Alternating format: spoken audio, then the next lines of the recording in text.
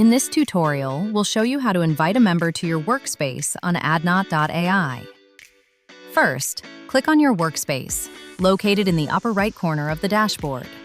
From the drop-down menu, click on Manage Members. You'll now see Name listed as the workspace owner along with your personal email address. To invite a new member, click on Invite. Next, enter the email address of the person you'd like to invite. Then click Send Invite.